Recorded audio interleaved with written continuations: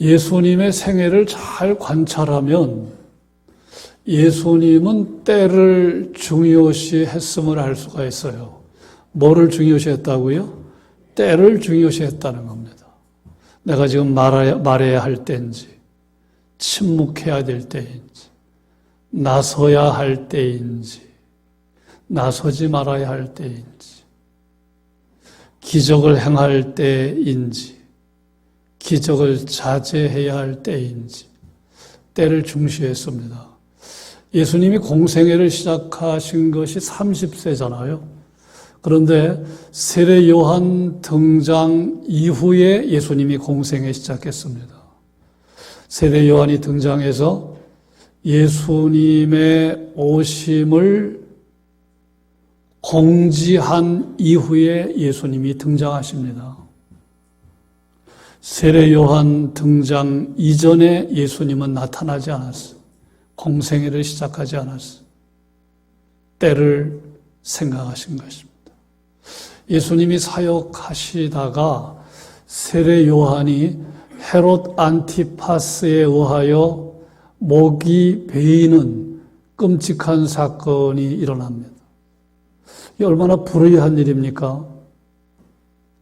세례 요한이 잘못한 게 없거든요.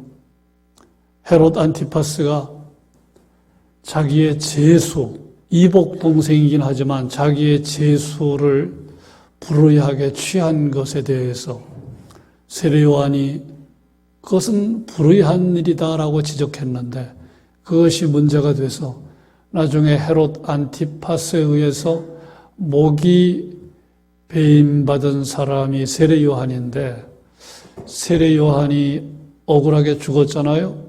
그런데 예수님은 그 불의에 대하여 항거하지 않았어요.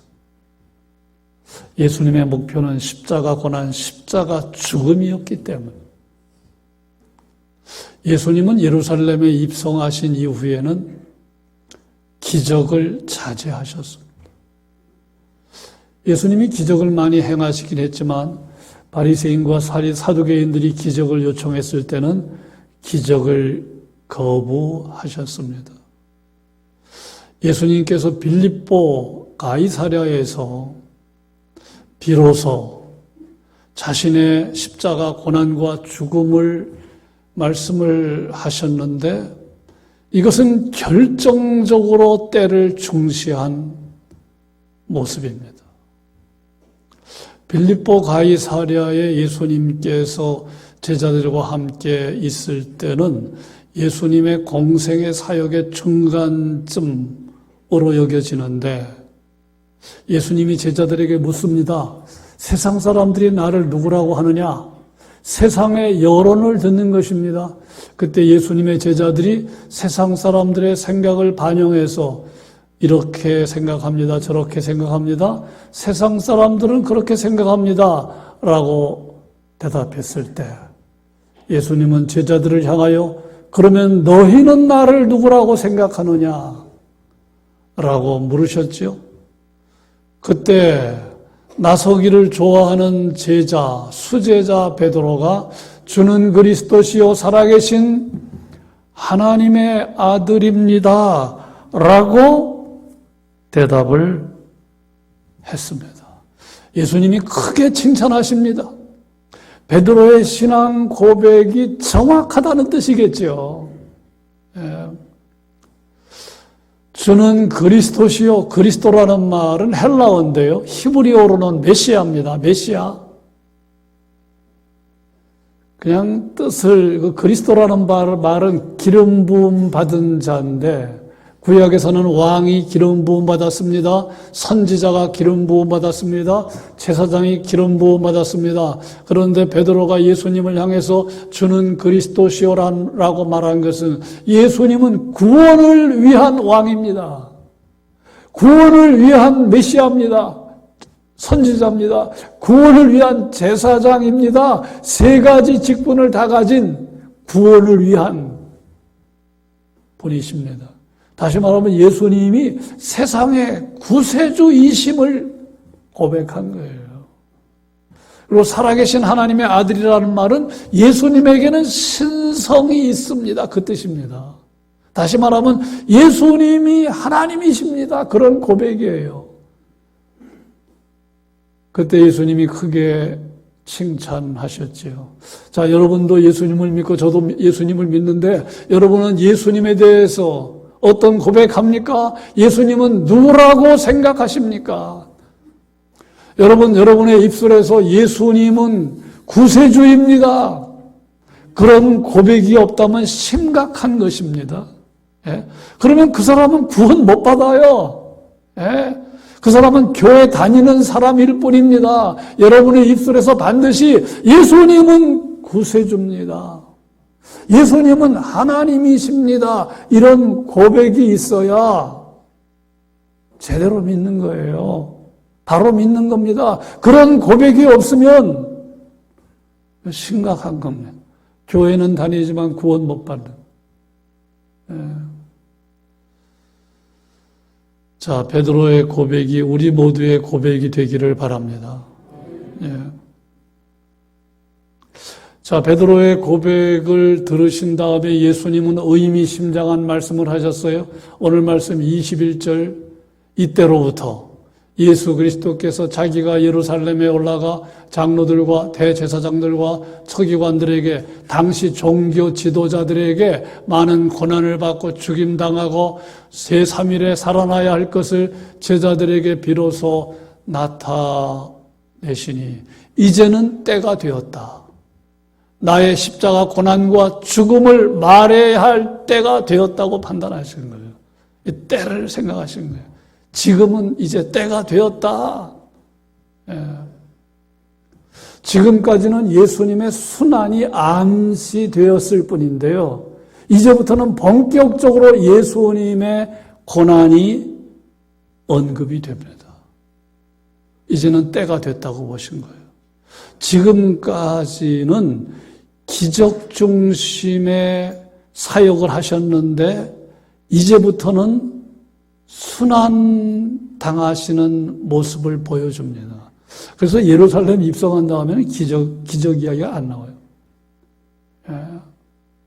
이제는 계속해서 내가 기적을 베풀고 그러면 사람들이 헛된 생각에 빠질 것이다라는 생각을 하신 것 같아요. 예. 지금까지는 무리들을 상대로 말씀하셨지만 이제부터는 제자들을 대상으로 말씀을 하셨습니다. 사역의 중심이 바뀐 것입니다. 때가 되었다고 생각하신 것입니다. 자, 여러분 지금 때를 지금 말씀하고 있는데 여러분은 때를 중요시 하십니까? 제가 자주 드리는 말씀은 의미 있는 때는 의미 있게 보내야 한다고 말씀을 드렸어요. 지금 사순절 기간인데 평소보다 더 기도 많이 하십니까? 그게 여러분 때를 아는 거예요. 예? 지금 사순절 기간인데 하나님의 뜻대로 살기로 다짐하고 애쓰고 그런 모습 있습니까? 예? 그것이 때를 중요하게 생각하는 거예요. 지금 우리나라가 얼마나 위태롭습니까? 뉴스를 잘 보십시오. 제가 새벽기도 때 말씀드렸지만 저는 한일 군사동맹을 맺은 줄 알았는데 한일 군사동맹은 여당과 야당이 다 반대합니다. 우리나라는 오직 한미 군사동맹에 의지하여 나라를 버티고 있어요. 나라가 얼마나 위태롭습니까? 예? 우리야 전쟁이 일어나도 구원받겠지만 천국 가겠지만 현실적인 재앙은 참담하지 않겠습니까? 그러면 나라를 위해서 기도해야 할 때 아닙니까? 그런데 제가 보니까 사순절 기간 기도하는 사람이 더 많지 않아요. 더 많지 않아요. 새로운 사람이 보이질 않아요. 예. 제가 요즘 육체적으로 실감하는 거는 나이가 점점 들어가니까 이 근육량이 준다는 말이 맞구나. 예. 여러분 40세부터 근육량이 준대요. 40세부터. 예. 이 자리에 계신가요? 이 자리에 오늘 안 오셨나요? 우리 김덕헌 장로님은 정말 제가 구포에 왔을 때 체격이 얼마나 좋으셨는지 김덕헌 은퇴 장로님 말씀입니다. 근데 40세부터 근육량이 1%씩 준다는 겁니다. 그럼 80세가 되면 반 정도로 준대요. 아주 그 말씀이 실감이 나더라고요. 그러니까 나이가 들수록 근육과 관계된 단백질을 섭취해야 되는데 문제는 쇠고기를 많이 먹어도 흡수량이 작다는 거 아닙니까? 그래서 요새 뭐 건강식품 단백질이 많이 나오고 뭐 근육 운동이 중요하고 그래서 제가 헬스를 3개월 끊었다는 거 아닙니까? 예, 예. 여기 보니까 동사무소에 내일부터 여기 동사무소 있죠? 이동 동사무소에 내일부터 3층에 헬스장을 오픈했는데 가보니까 기가 막히게 해놨어요. 근데 한 달에 29,000원입니다. 지금 세일 기간입니다. 예, 조금 지나면 오른다고 그래요. 가보니까 PT 강사도 있고요. 제법 잘 해놨어요. 예. 그런데 여러분, 오늘 많은 사람들이 영적인 근육이 점점 감소하고 있다는 걸 제가 느껴요. 그래서 근육량이 줄면 면역력이 떨어진다는 거 아닙니까? 당뇨에도 노출되기 쉽고 비만에 걸리기 쉽고 관절 척추 질환에 나타나고 낙상 위험이 몇 배로 높아지고 이게 심각한 거예요. 우리 김인자 권사님 모친께서 요양원에 계신데 97세인데 요양원에서 넘어져가지고 뭐 많이 다치셨다는. 예. 근데 영적 근육이 빠진다는 거 못 느끼세요? 여러분, 누가 영적 근육이 빠지는 사람입니까? 기도하지 않는 사람입니다. 기도하지 않는 사람은 영적 근육이 빠지는 거예요. 그런 분은 죄송하지만 영적인 패배주의에 빠져 있는 겁니다. 정말로 무서운 게 패배주의예요. 뭐 기도해봐도 소용없어. 안 돼. 나는 실패할 거야. 나는 시험마다 안 될 거야. 우리의 자녀들이 여러분 그런 태도를 가지고 인생을 산다면 예? 오늘 많은 사람들이 영적 패배주의에 빠져 있어요. 영적 근육이 엄청나게 빠지는데 그거 경험하지 못해요. 여러분 기도가 얼마나 중요냐 하면 뭐 건강을 위해서 직장을 위해서 잘 살기 위해서 그건 어느 정도 하세요. 근데 그것보다 더 중요한 게 하나님의 뜻을 많이 기도하셔야 고난을 이깁니다.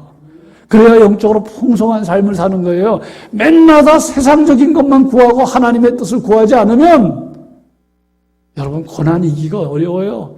하나님이 기뻐하는 삶을 살기는 어렵습니다. 제가 지금 눈가에 이렇게 약간 여러분 어려움이 있다는 거 아시죠? 근데 제가 이 병만 고쳐주십시오 기도하면 여러분 영적으로 무력해집니다. 하나님, 내가 이 병이 있지만은 이런 아픔이 있지만 저보다 더 아픔이 있는 사람 긍휼히 여기는 마음 주세요. 그게 하나님의 뜻 아니겠습니까? 예? 부르심의 소망이 무엇인지 우리에게 말씀해 줬는데 그거 붙들고 살게 해 주십시오.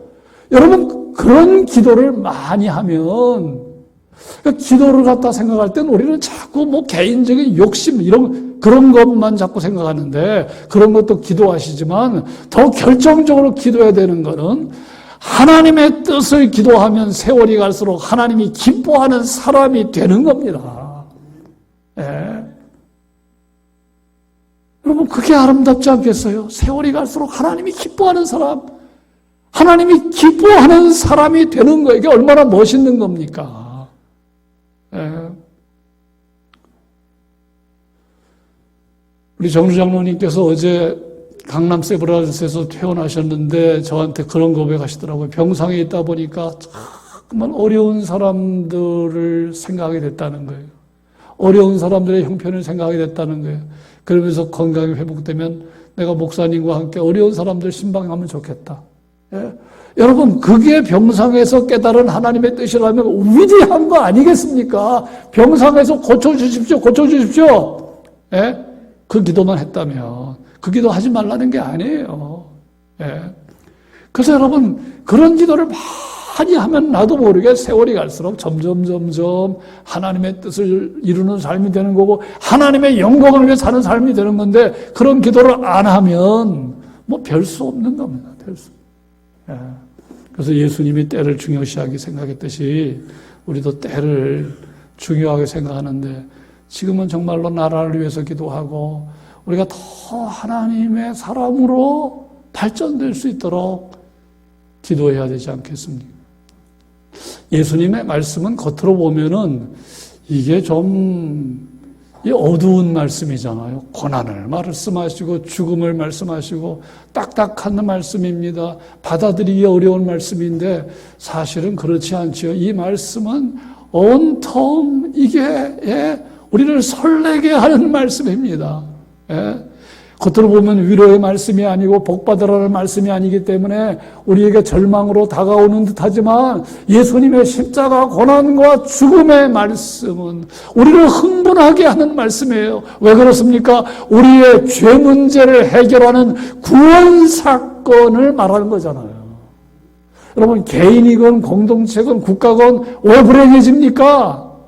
죄 때문에 불행해지잖아요. 우리 전두환 전 대통령의 손자 전우원 씨에 대한 뉴스가 도배를 이루었는데 제가 보니까 측은한 마음이 들더라고요. 27살밖에 안 됐는데 마약을 했고 자기가 어두운 시절을 통과했다는 거예요. 우리 할아버지가 대통령이라고 하는 자부심이 하나도 없었다는 거예요. 왜 그 한 젊은이가 그런 고뇌의 터널을 통과해야 했습니까? 그 가정에 찾아온 죄의 문제 때문에, 할아버지에게 찾아온 죄의 문제이기 때문에. 근데 죄 문제에서 해결됐다. 죄 용서받았다. 죄의 종으로 살지 않는다. 회개하며 산다. 여러분, 그게 어마어마한 복 아닙니까? 그 어마어마한 복 아닙니까? 그래서 예수님의 십자가 죽음은 구원 사건입니다. 구원 사건. 이제는 제자들에게 이 이야기를 해도 되겠다고 예수님이 판단하셔서 말씀을 하신 것입니다. 제가 아는 어느 목사님이 자기 친구가 예수님을 믿지를 않는데 믿지 않는 이유가 이런 이유래요. 제가 아는 목사님이 자기 친구에 대해서 말했습니다. 그 친구가 예수 믿지 않는 이유는 이런 이유라는 겁니다. 부처님 상은 뭔가 보면 좀 푸근하고 자비가 넘쳐 보이는데 예수님 상은 막 어둡기 짝이 없고 처량하기 짝이 없고 완전히 패배자의 모습이잖아요. 그게 거부감이 들어서 그래서 자기는 푸근한 인상을 주는 자비가 넘쳐 보이는 모습을 준 부처님을 택했다는 겁니다. 여러분, 그 사람은 중요한 거 놓친 거죠. 중요한 거 놓친 겁니다. 여러분, 예수님이 십자가에서 돌아가실 때 죄의 무게가 얼마나 무거웠으면, 죄가 얼마나 무거웠으면 그런 아픈 표정, 어두운 표정을 지었겠습니까? 어둡고 처량하고 패배자의 모습을 보였지만 예수님은 부활하심으로 말미암아 인류의 구원자이심을 증거해 주었는데 그거를 못 본 거죠. 그런 점에서 안타까운 겁니다. 이제 말씀을 맺습니다. 여러분, 예수 믿는다는 거는 예수님이 구세주다. 그걸 믿는 거예요. 그거 믿지 않으면 그 사람은 예수 믿는 게 아닙니다. 나는 정말로 예수님을 구세주로 믿는지, 예수님을 하나님으로 믿는지, 십자가 사건을 구원 사건으로 믿으시고, 우리가 종종 묵상해야 할 주제는 십자가임을 기억을 하시고, 그래서 감격이 일어나고, 삶의 활력이 찾아오고, 더 나아가 이 복음을 전하는 우리 모두 되시기를 주님의 이름으로 축원합니다.